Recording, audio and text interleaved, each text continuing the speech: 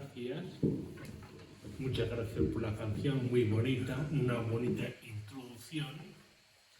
Y muchas gracias también por estar aquí, con el título La nueva ley sobre el aborto. Se han aprobado recientemente en España la Ley Orgánica de 2021 sobre regulación de eutanasia, la Ley Orgánica de 2022 de garantía integral de la libertad sexual, conocida por la polémica Ley del Sí, solo es sí. La ley de 2023 de este año, del 24 de febrero del 28, para la igualdad real y efectiva de las personas trans y para la garantía de los derechos de las personas LGTBI, popularmente conocida como la ley trans. Y la resolución de febrero de 2023 del Tribunal Constitucional sobre la inconstitucionalidad de la ley de 2010, dando lugar a la Ley Orgánica de 2023 de salud sexual y reproductiva y de la interrupción voluntaria del embarazo, es decir, la nueva ley del aborto. Sin embargo, para tener un juicio profundo sobre las mismas, y en especial la ley del aborto, es necesario ver el horizonte filosófico, cultural y social en el que se origina esta ley. No podemos conformarnos con un análisis superficial, sino que tenemos que ir a la raíz. Y a la raíz supone pensar, tener en cuenta el caldo de cultivo en el que se origina. Uno de los principales ingredientes es el relativismo. La cultura de hoy está impregnada de relativismo. En el fondo, defiende que no es posible conocer una verdad objetiva. También defiende el relativismo que no es posible conocer unos valores. Y tercero, que no es posible establecer unos principios éticos universales. Hoy en día se dan distintas variantes de este relativismo. Si se piensa o se dice que solo existe la verdad de cada uno, estaríamos afirmando un subjetivismo. Si se piensa o se dice que la verdad absoluta sí existe, pero el hombre no puede conocerla, se estaría afirmando un escepticismo. Si se piensa o se dice que los valores, las normas y el estándar de la sociedad no pertenecen a la naturaleza de las cosas, sino que solo son un producto de un acuerdo humano, se estará afirmando un convencionalismo. Por ejemplo, en el caso del aborto se da este argumento de conveniencia. Se dice, la aprobación de esta ley supone librarse de un problema. Sin embargo, omite decir que es a costa de matar a un ser humano. Es un argumento parecido al que se utiliza para abolir la esclavitud. Es decir, cuando se abolió la esclavitud, muchas personas no consideraban a los negros personas, y que hubiese esclavos negros convenía e interesaba a muchos por muchas razones. En definitiva, la verdad deja de tener consistencia propia para convertirse fruto del consenso social o de la opinión subjetiva de cada individuo o grupo. Pero si se niega la verdad, el ser humano no es nada previamente dado. La libertad significa que la voluntad propia es la única norma de nuestra acción. Este tipo erróneo de libertad subyace en la mayoría de los debates antropológicos y bioéticos. Por lo tanto, la libertad de cada uno, para que sea tal, ha de estar conectada a la responsabilidad por todos aquellos que nos rodean, por la sociedad, por la humanidad entera y sobre todo por los más débiles, vulnerables e indefensos. Estas leyes aprobadas últimamente, impregnadas del relativismo, buscan una transformación social. ¿Cómo? A través de la transformación del comportamiento individual de las personas. Estas leyes procuran la transformación social a través de lo que se llama ideología de género. La ideología de género, de forma muy resumida, intenta crear la realidad e imponerla de forma irracional. La ideología de género, basada en la autocreación, impone una antropología no real.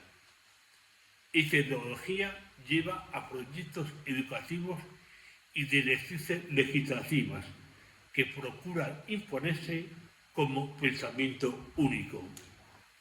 El trasfondo de dicha ideología es la primacía del deseo individual y su justificación.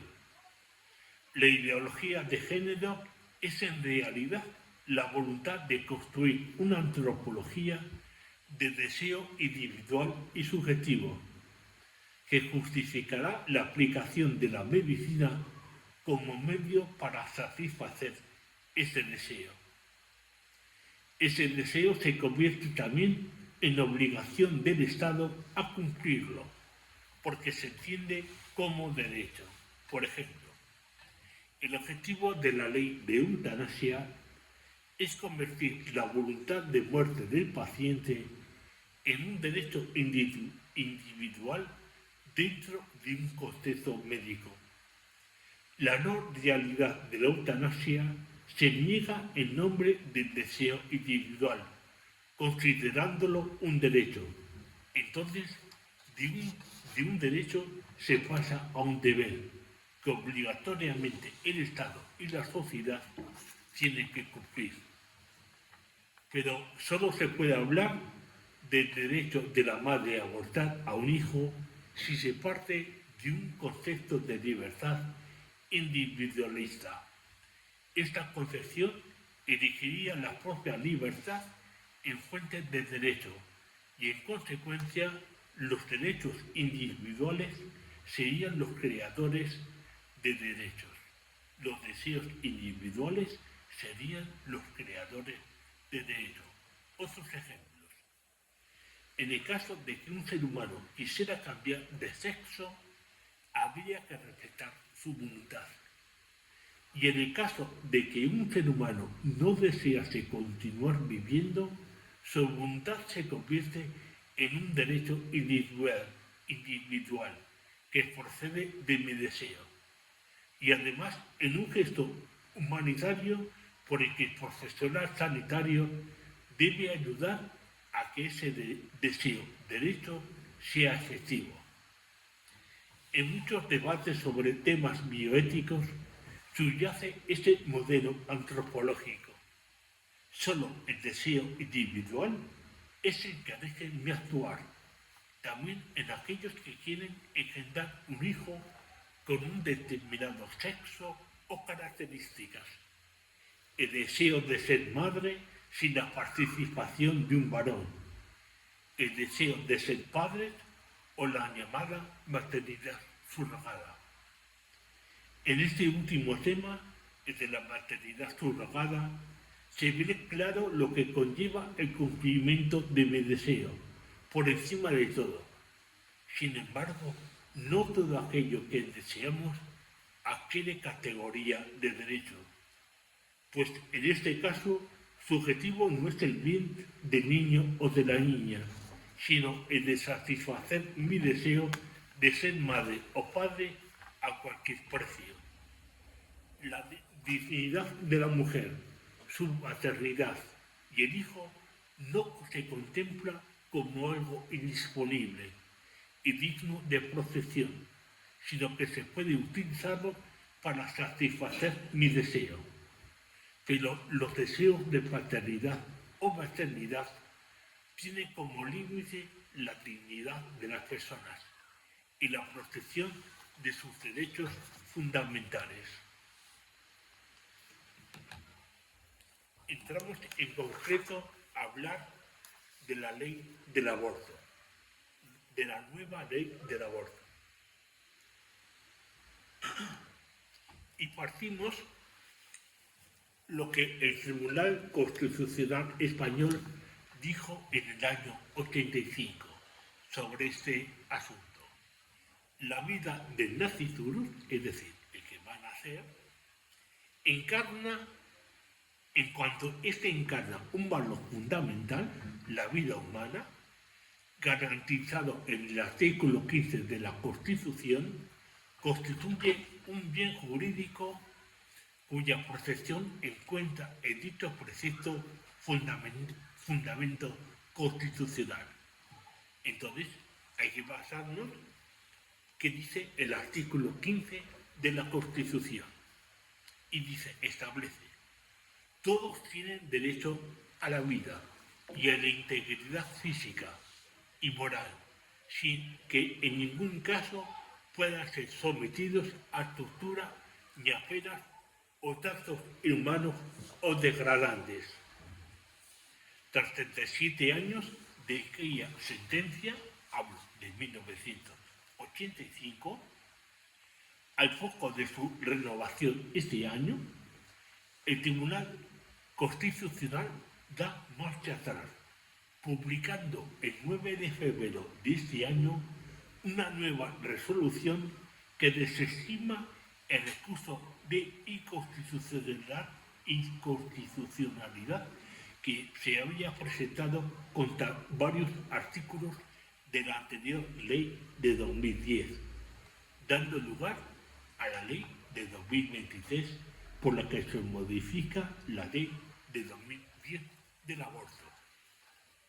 Ese nuevo posicionamiento del Tribunal Constitucional desprotege totalmente al nasciturus, al considerar que el no nacido no encarna un valor fundamental de la vida humana y que por tanto no es titular del derecho a la vida, contradiciendo lo que el mismo tribunal en la sentencia del año 85 decía, que el nasciturus es un bien constitucionalmente protegido por el artículo 15 de nuestra Constitución. Concretamente, con esta última resolución sobre la ley del aborto, el Tribunal Constitucional defiende que el afecto humano antes de su nacimiento no es un sujeto de protección. Se defiende el derecho a abortar, esto es, la libertad de la madre antes de las primeras 14 semanas para acabar con la vida de su hijo. Se contradice con lo dicho el mismo tribunal en la sentencia del 85. Se promueve así la muerte del embrión o el feto como un derecho de la sociedad en general y de la mujer gestante en particular, incluidas las menores de edad, chicas de 16 y 17 años que pueden abortar sin necesidad del consentimiento de sus padres. Por tanto, tanto la resolución como la ley fruto de este son un paso negativo porque para el Tribunal Constitucional el nasciturus queda definitivamente desprotegido. Aboga por la eliminación de los seres humanos en la primera etapa de la vida. En el fondo, es una ley ideológica, anticientífica y que promueve la desigualdad. ¿Por qué ideológica? Hemos dicho que toda ideología intenta crear la realidad e imponerla de forma irracional. Luego, por encima de la dignidad humana, de los derechos fundamentales como el derecho a la vida está la ideologización de los mismos.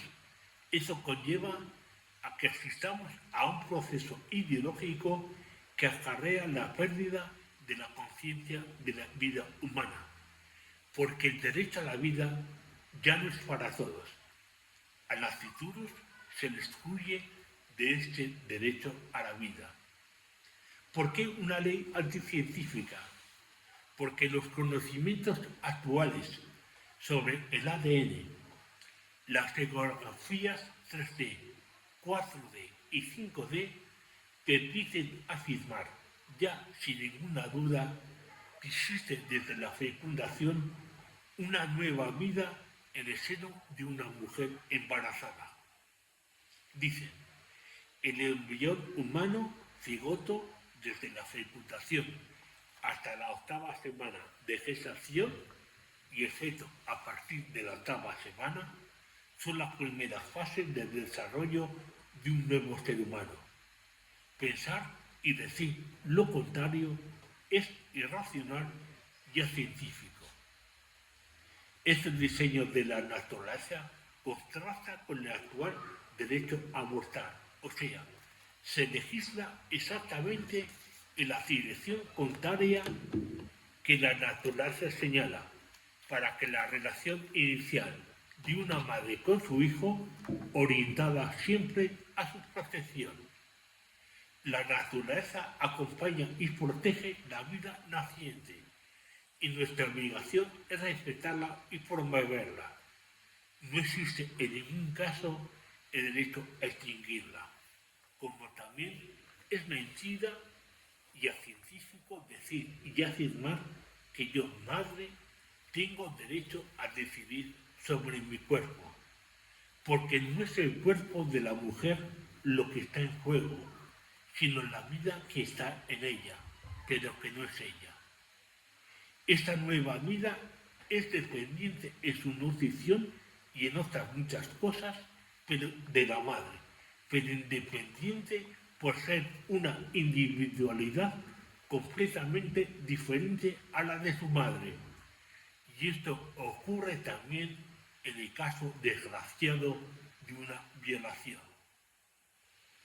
Es un tercero, esta nueva vida, que su madre no puede disponer, no puede decidir sobre la vida de un distinto, de un tercero.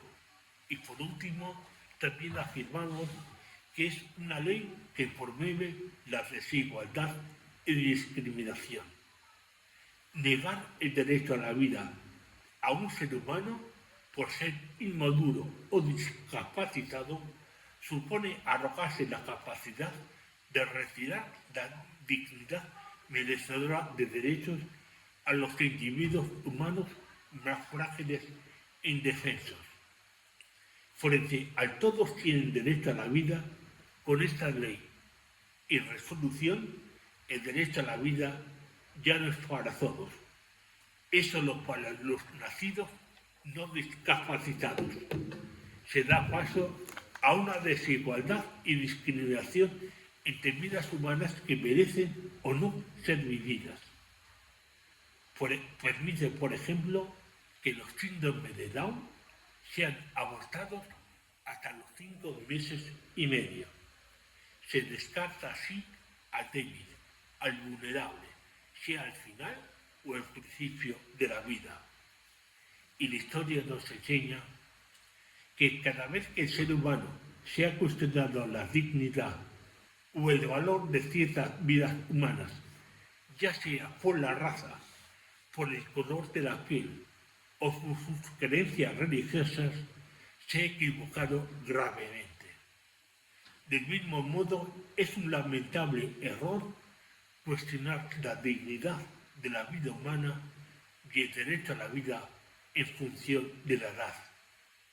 De este modo, el Tribunal Constitucional, que debería ser el garante último de los derechos fundamentales de todos, permite atentar contra la vida humana y contra la igualdad de todos. Por eso es una ley anacrónica sobre una realidad anacrónica. Como conclusión, el verdadero problema y drama es que pretendamos normalizar que una madre acabe con la vida de su hijo. Normalizar, matar, exterminar a seres humanos indefensos que lo son porque la ciencia confirma que lo son, es una cuestión muy seria.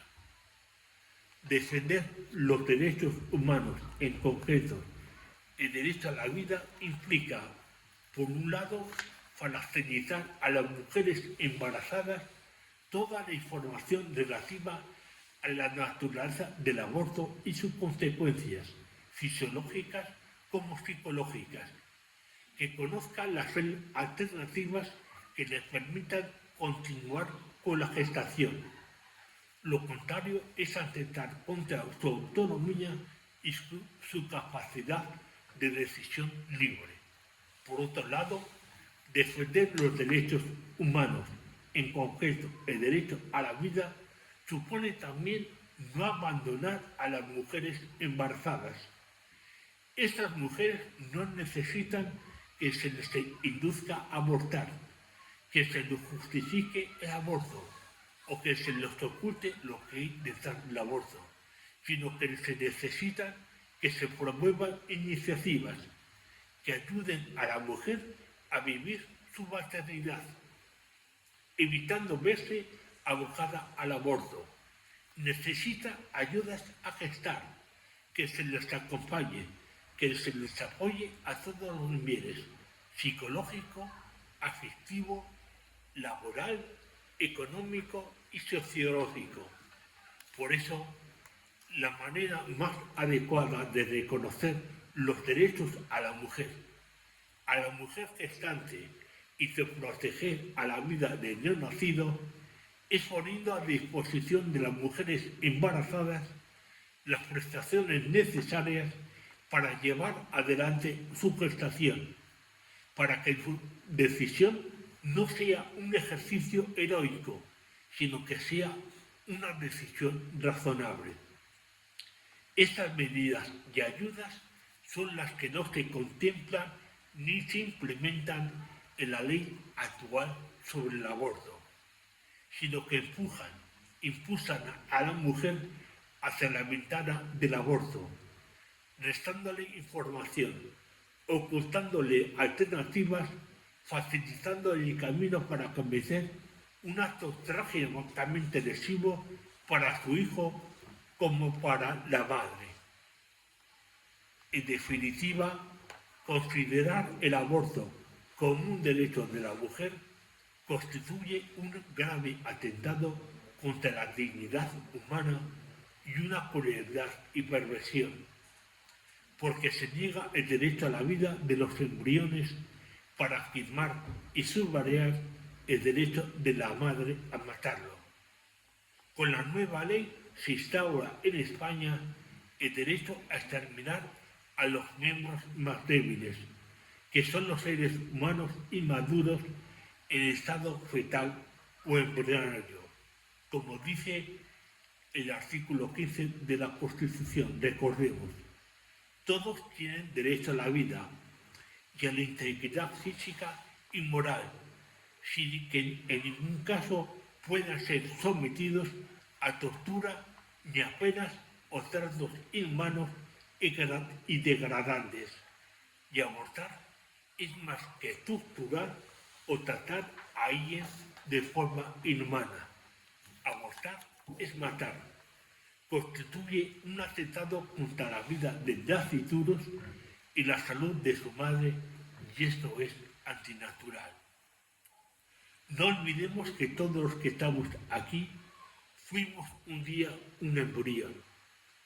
Nosotros mismos, en un momento dado de nuestra existencia, no tuvimos voz, y algunos, dentro de un tiempo, nos volveremos a quedar sin ella.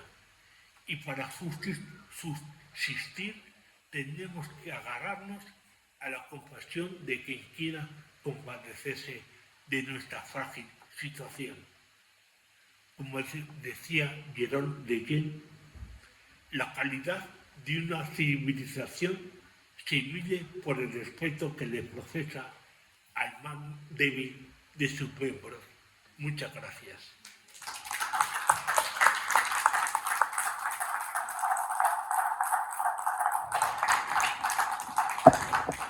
Bien, la ponencia, como veis, ha sido breve porque queríamos tener tiempo suficiente para hacer preguntas en torno a este tema o a otros que hay de actualidad.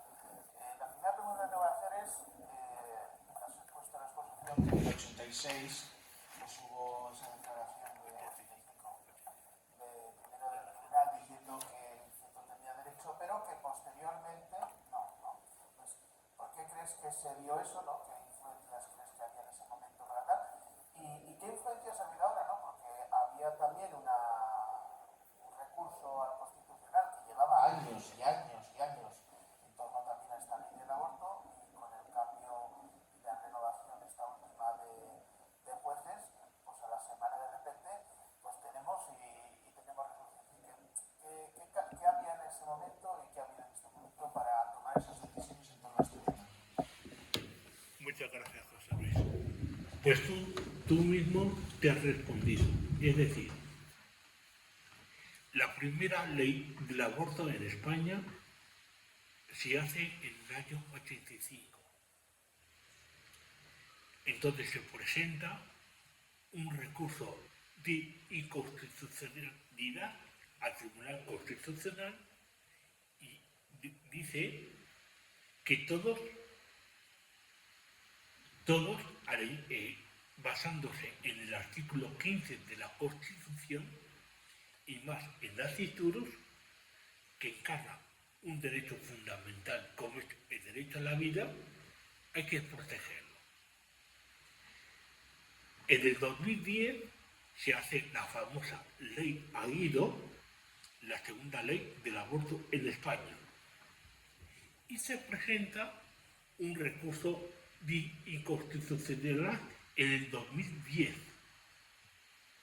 Estamos en el año 2023. Se renueva el Tribunal Constitucional. Se renueva como sabemos que se ha renovado. Y en una semana se soluciona ese recurso. Entonces, y se saca una nueva ley. Después de aceptar el recurso solamente en cosas administrativas, pero lo que es de enjundia no, que de igual se hace una nueva ley, la ley actual de 2023. Yo he calificado esa nueva ley porque no tiene nada que ver con la ciencia, no tiene nada que ver, por eso digo que promueve la discriminación porque no tiene nada que ver con la igualdad. Entonces, yo lo que digo que es una ley y por eso se hace ideología. Entonces, lo que hace el Tribunal Constitucional es ideología. No es el respeto de la vida humana, en este caso sobre todo el respeto de un ser humano indefenso, débil y frágil, como es el ser humano en estado embrionario o fetal. No.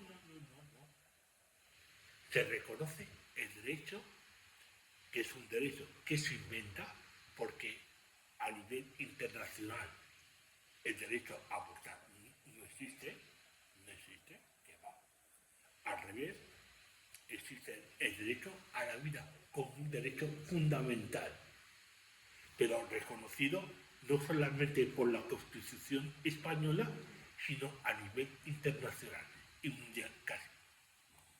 Entonces, la respuesta es que es por un motivo ideológico. No hay un motivo de ciencia. Podría haber dudas en los años 80, comienzos de los 90, pero con el avance que ha habido en medicina, en biología Y cuando hablo en medicina concretamente, en genética y en biología, no hay duda que desde la fecundación estamos hablando de un tercero, de una nueva vida humana.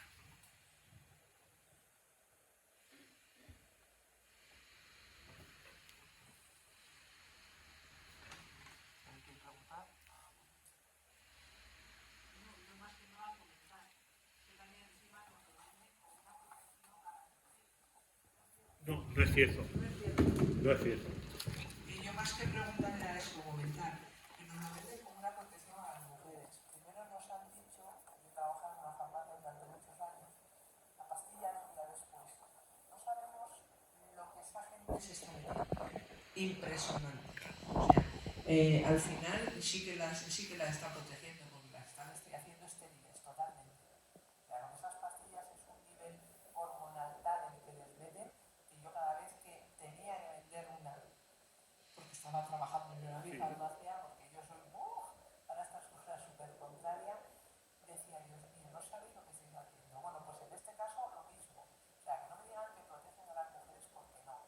Porque el daño físico y sobre todo psicológico tiene que ser horrible. O sea, entonces nos lo están vendiendo como tal cosa tan maravillosa. ¿Y qué quieres que te diga? Por eso digo que es un comentario, que no me lo vendan como una protección a las mujeres, que no, Al revés. O sea, están haciendo un daño atroz.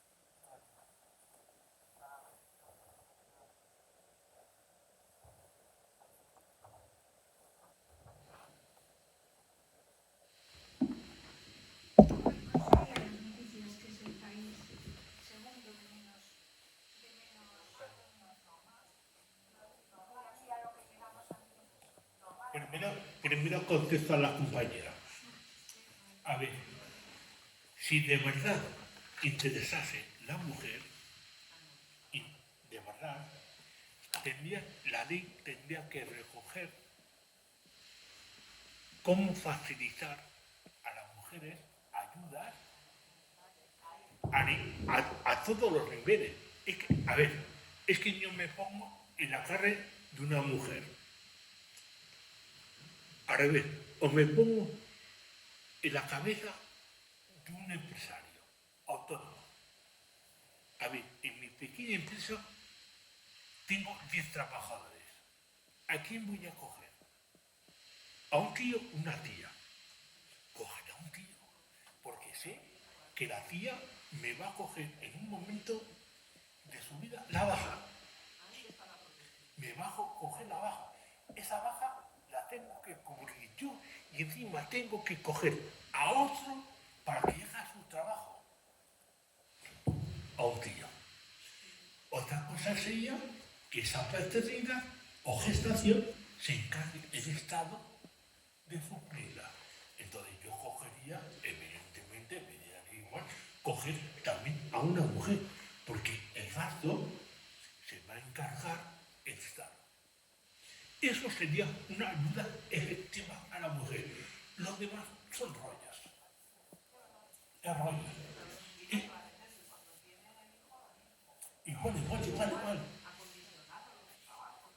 Exactamente. Es decir, que haya una mentalidad que ayude a que haya más niños. Y además, desde el punto de vista egoísta, la sociedad no lo necesita. Bueno, toda Europa lo necesita. Pero en España, en La Rioja en concreto, lo necesitamos. Que haya políticas que ayuden a ese problema, que va a ser un problema, ¿eh?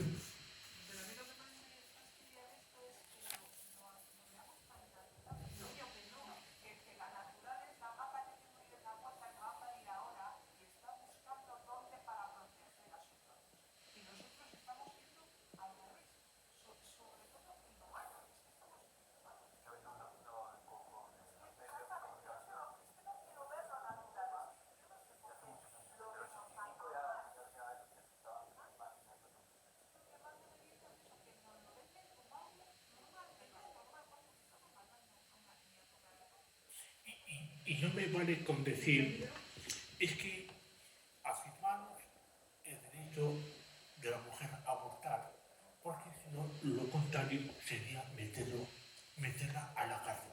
Que no, que no es, eso no es verdad. Se puede estar en contra del aborto y la mujer que aborta no tiene por qué ir a la cárcel. No, una cosa no quita la... no tiene que ver con otra. Y se vende como, evidentemente, afirmamos esta ley, que es ideológica, y eso se encarga los medios de comunicación de transmitirlo, porque siempre te dan un camino bueno o malo. Hay que ser de ejemplo tonto para coger el malo. Cogeremos el bueno. ¿Cuál es el bueno? El que yo presento. ¿Cuál es el que yo presento? Que abortar es un derecho de la mujer y abortar es bueno. Entonces, todos nos apuntamos.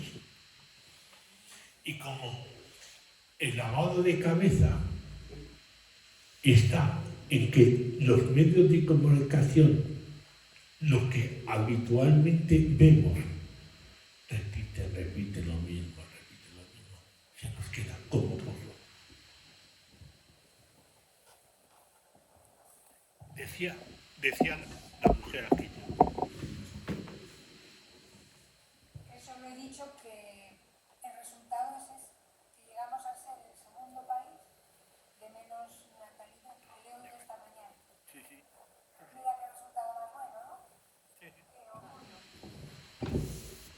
Podría ser que además de una ideología, ¿no?, que influye en los políticos, influye en los jueces, hay también una economía detrás, ¿no? Detrás de los abortos al final hay unas empresas, porque normalmente pues, los médicos de la pública, por ejemplo que en La Rioja, pues no, de hecho la ley lo que pide es que se pronuncien los que dicen que no quieren abortar. En vez de decir el juramento hipocrático, Sí. dice que yo tengo que defender la vida y entiendo que un acto del aborto, a menos que sea, oye, pues corre peligro la madre y entonces pues tengo que operar y yo quiero salvar las dos, ¿no? Pero en un momento dado, pues un médico realiza una operación y es un aborto, pero digamos, pues porque cree que tiene que hacer ese aborto en ese momento, no lo que realmente tenemos, que al final son empresas que crean clínicas. Entonces, al final no hay una... Siempre pasa lo mismo, ha pasado con la eutanasia. En vez de hacer una ley de paliativos y darle unos recursos, pues creamos antes una ley de eutanasia, que hay que legislarlo. Pero lo lógico es, oye, primero ponnos los paliativos y luego ya pondrás para lo que nos sirva la eutanasia, ¿no? Y para el aborto igual, es decir, en vez de... Y además en la situación en la que tenemos, en Europa y en España que destaca, ¿no?, de la falta de natalidad, en vez de promover que haya natalidad y que las mujeres que queden embarazadas pues que tengan esas ayudas o incluso si están solas o tal, pues lo puedan afrontar pues con recursos, los que sean, ¿no?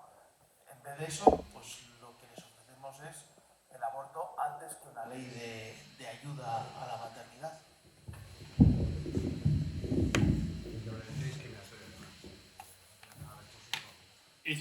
Es un tema muy amplio. A ver, el ser humano,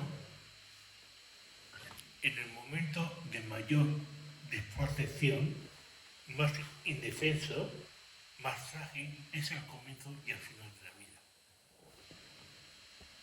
Es cuando nace y cuando muere. Entonces, la ley del aborto y de la eutanasia, porque el primer tema que ha sacado tú, José Luis, que es el objeto de conciencia, surgió con la ley del aborto de eutanasia de 2021. Es decir, se quería que hubiese en los hospitales una lista de objetores de aquellos que no querían practicar la eutanasia. Dijeron muchos médicos, no. En todo caso, como es un derecho porque hay una ley, tiene que haber una lista de aquellos que quieran practicar una eutanasia. Es decir, por nuestro juramento hipocrático, es decir, por el hecho de ser médicos, no podemos matar a nadie. Llamarlo de otra manera, pero no médicos. Es decir, personas que se encarguen de eliminar, porque está reconocido por la ley como un derecho a no continuar con mi vida. Pero no le llames un acto médico, porque no es médico. Pues eso se pasa también al aborto. Que haya médicos, una lista de objetores del aborto. No. Que haya personas que quieran hacer, incluidos médicos, que quieran hacer abortos. Pero no olvidamos que en nuestra profesión médica se haga el aborto o se contemple el aborto, porque el aborto no forma parte de la profesión médica, no entra. Nosotros estamos para curar y en caso para aliviar cuando no se pueda curar, pero no estamos para matar, ni al comienzo ni al final de la vida, nunca, ni en durante. Entonces, ese fue el debate médico que hubo y que prácticamente está solucionado en esta nueva del aborto no entra. Solamente reconoce que es un derecho, por lo tanto, los hospitales públicos tienen que reconocer, por ejemplo, si una mujer quiere abortar, tiene que haber alguien en el hospital que diga a alguien que pueda hacer ese aborto. Después, lo que ha dicho el asunto económico. Evidentemente, al comienzo, durante la vida y al final de la vida hay mucho dinero en juego. ¿Tú sabes la cantidad de dinero que serían políticas que ayuden a gestar? Ayudas a la mujer, implantar, es mucho más barato abortar. Muerto al perro, acabó la rabia. Y al final de la vida es mucho más barato una eutanasia que unos cuidados paliativos. Porque los cuidados paliativos no solamente se dedican a la dimensión física de la persona.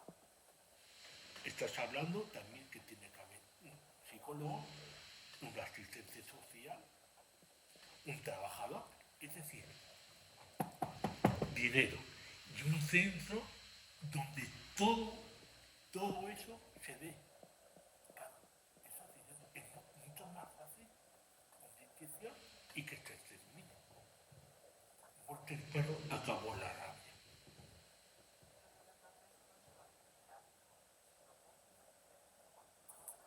Luego también, evidentemente, también forma parte el interés económico. Bueno, ahora que hemos hablado del interés económico, por eso se intentan meter en los medios de comunicación con el tema de Ana Obregón, como si hubiese una maternidad surrogada mala, la comercial, y buena, la turista. A ver. Bueno, y nos lo vamos comiendo, ¿eh? Nos lo vamos comiendo. Y nadie ha pensado decir, a ver, la mayor es que es una maternidad surrogada, luego ya mala, de por sí ya mala. Estaremos hablando de una maternidad surrogada mala y menos mala. Pero mala, no mala y buena. No hay maternidad surrogada buena. Hay maternidad surrogada que es mala, porque trata como una cosa, como un objeto, a un producto el cuerpo de la mujer y del niño, como si fuese una mercancía, para cumplir, como he dicho aquí en la conferencia, mi deseo. Mi deseo de ser madre, de ser padre, mi deseo. Entonces, mi deseo se convierte en derecho. Y la maternidad subrogada es un sistema.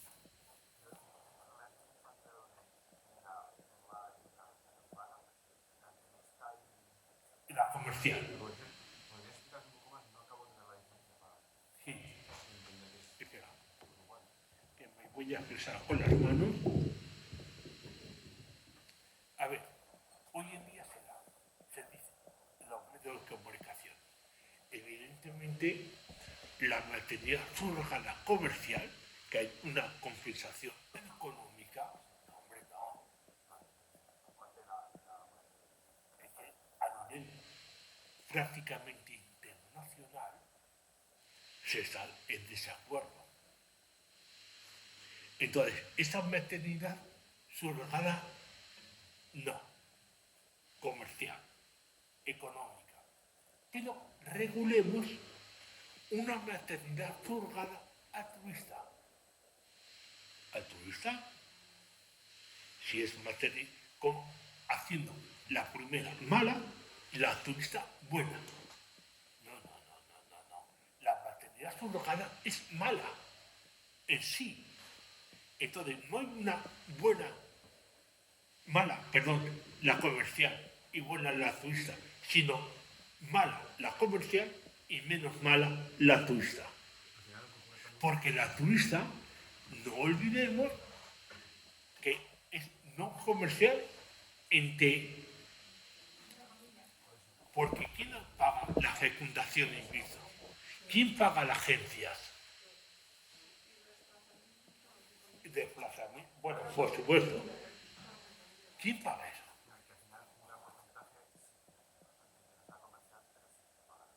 Hombre, evidentemente. El problema está la maternidad subrogada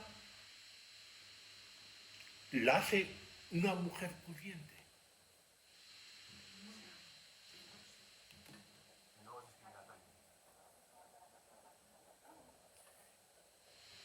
La que no tiene más posibilidades de vida, dice, pues,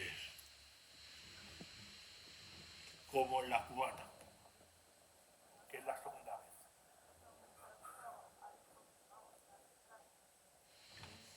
¿Y qué?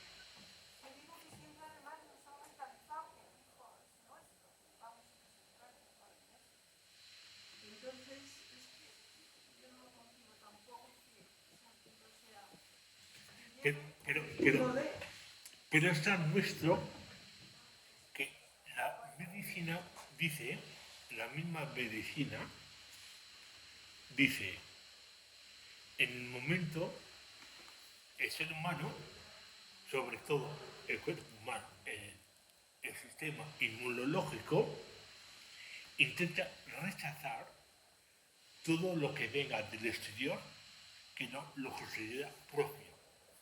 Por ejemplo, un trasplante. La persona trasplantada tiene que tomar para toda la vida para que no haya rechazo de ese trasplante. En cambio, hay un diálogo molecular, nada más, después de la fecundación, donde le está diciendo de señales moleculares, no me rechaces, porque soy tuyo. Entonces el cuerpo de la mujer lo que hace es, en vez de rechazarlo, protegerlo. Eso antes no se sabía. Entonces, evidentemente, y aquí igual nos salimos un poco del tema, la mujer es el único ser humano que es capaz, porque el hombre no, de tener al cuidado desde el inicio a otro ser humano. Ese papel es solamente de la mujer. Es la gran diferencia entre varón y mujer. La gran diferencia. Después habrá diferencias cerebrales, de lo que quiera. Pero ya desde el principio es una gran diferencia. Que la mujer es la única que puede cuidar a alguien que no es ella misma. Y eso mismo da señales su propio cuerpo. Aunque ella, imaginémonos, no quiera. El cuerpo de la mujer, la naturaleza, intenta proteger a ese alguien que es distinto. El gran milagro de la vida.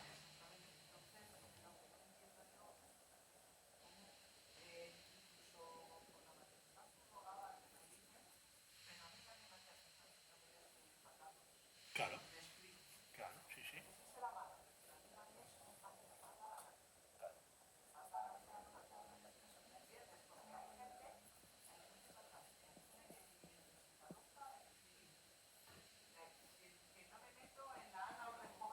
Sí, lo que sea.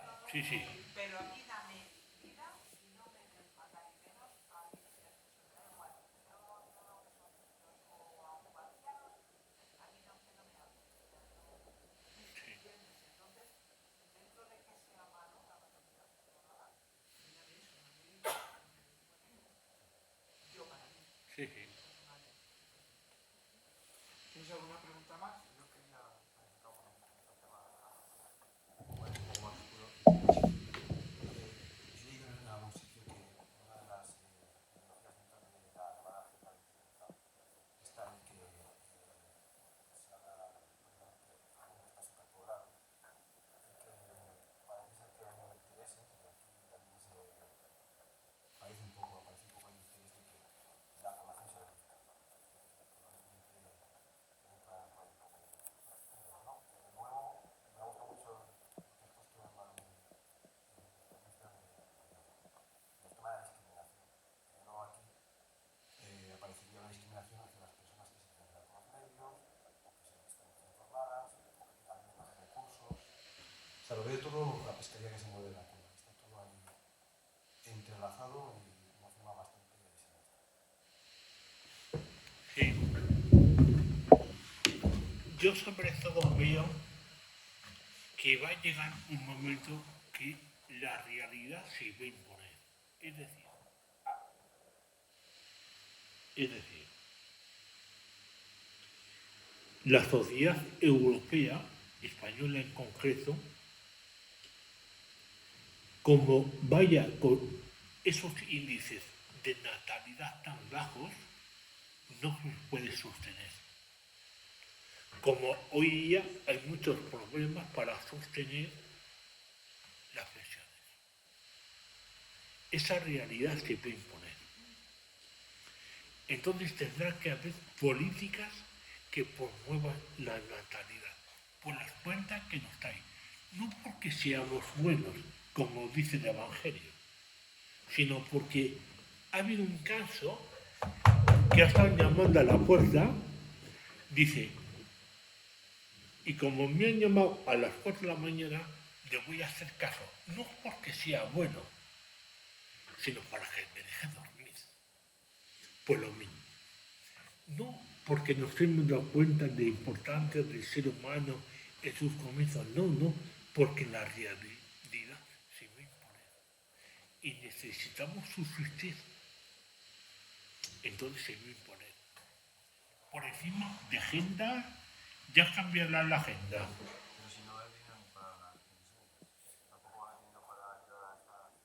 Pues entonces digo que habrá que proponer políticas que promuevan la natalidad, por la cuenta que nos trae. Por la cuenta que nos trae.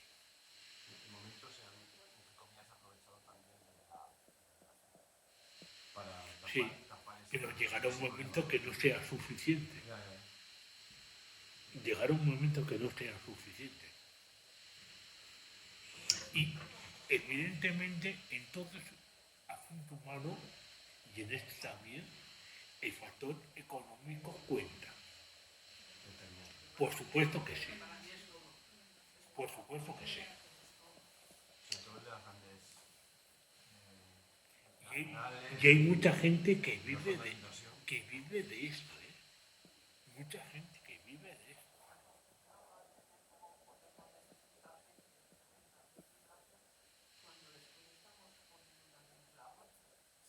Por ejemplo, Mucha gente ya no quiere trabajar en impuestos y la idea es buen trabajo en esos perfiles, pero bueno, pero también lo veo muy claro que no va a porque necesitan importar gente que trabaje en estos trabajos. Y luego, aparte, pues, y hay una inmigración ilegal, digamos.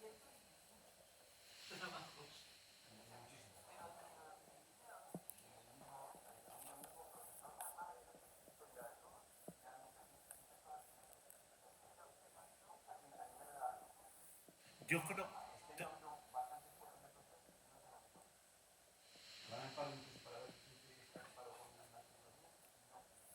pero centrándonos un poco en el tema del aborto, de la nueva ley, evidentemente todos hemos pensado, y sobre todo la gente más joven, que la aceptación del aborto viene por el supuesto de violación. Es decir, una mujer violada es normal que aborte. Vale, vale, vale. Eso quiere decir que en los demás casos, estaríamos de acuerdo con no abortar.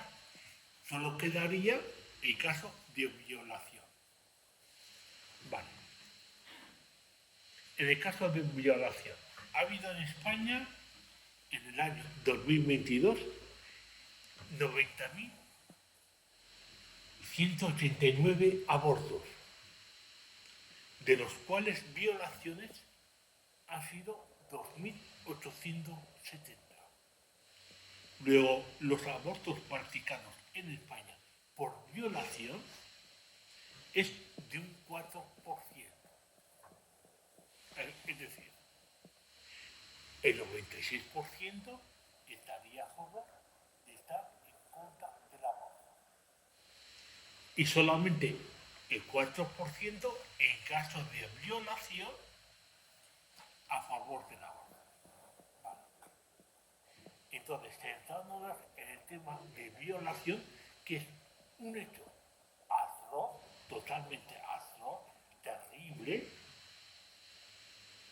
la pregunta que se hace desde el punto de vista ético, ¿por qué un crimen como es una violación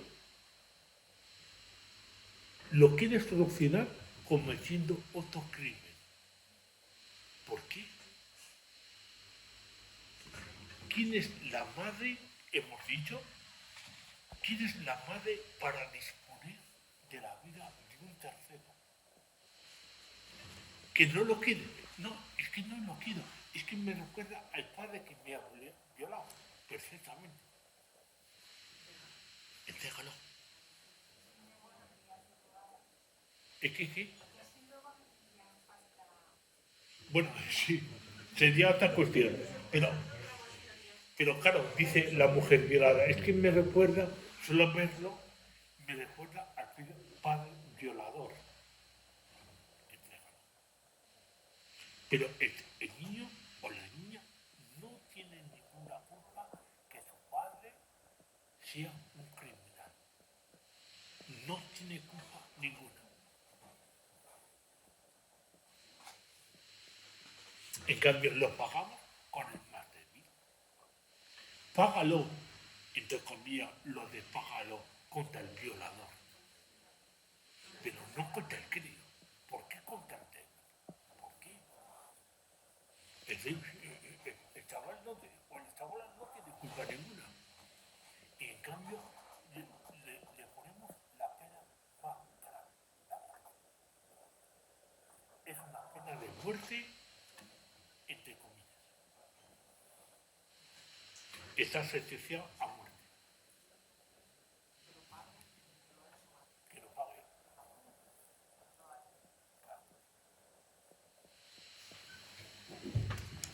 En ese tema, el dato que estamos dando, realmente, ¿cuántos casos hay de aborto por violación? 2.870 Que es que realmente si te pones... de los 90.000. Ahora mismo pasa una violación aquí, vas a urgencias y ¿qué te hacen? Una vaginal, una vagina, que es imposible que haya aborto y que es que se está hablando a veces también de unos supuestos tan ridículos que luego ni son reales, realmente. Sí, pues ha habido... Bien, pues le vamos a dar las gracias a Roberto por participar en este acto del Comité de la Semana Santa y vamos a acabar pues, con otra canción de Rubén Denis.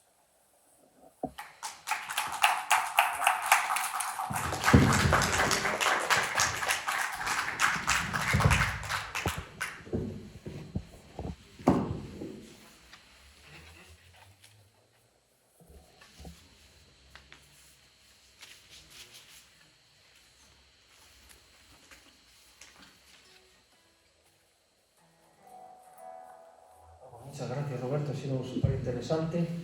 La verdad que es un tema que saca tanta... O sea, hay tantos, no sé si llamarle vacíos, ¿no? Tantos huecos, ¿no? En todos los aspectos, ya sea administrativo, legislativo. Pero bueno, al final apelamos a nuestra conciencia, ¿no? Y a lo que cada uno tiene que ver desde el fondo de su corazón y que, bueno, que tenemos fe. Pues podemos decir que sí a la vida, que claro, que la criatura nunca tiene la culpa, entonces nosotros no somos quien de decidir por ello, ¿verdad? Muchísimas gracias porque nos has abierto también muchas inquietudes, ¿no? Y muchas formas de ver las cosas.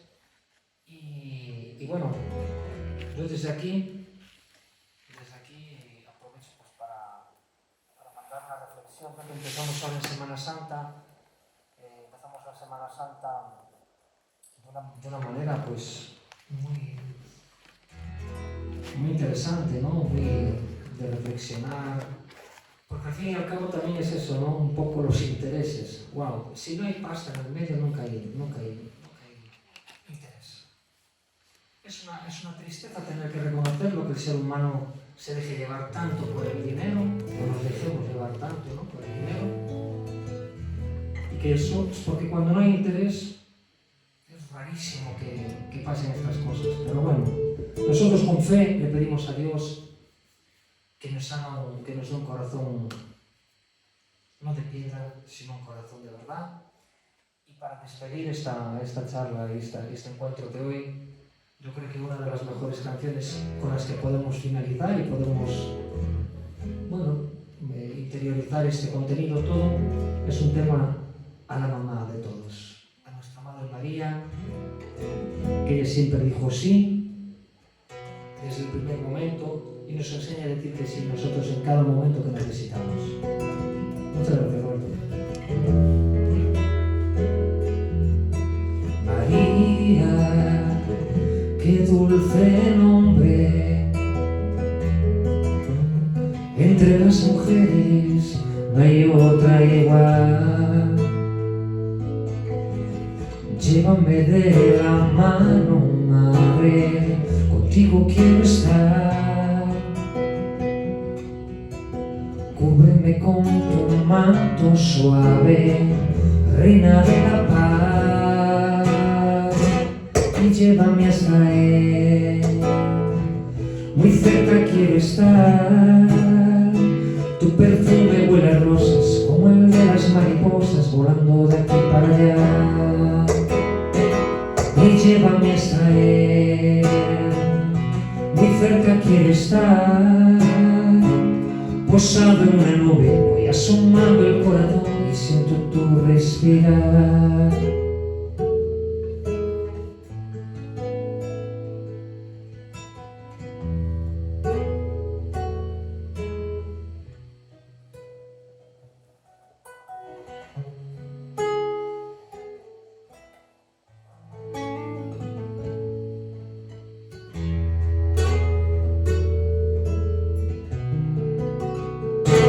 y llévame hasta él.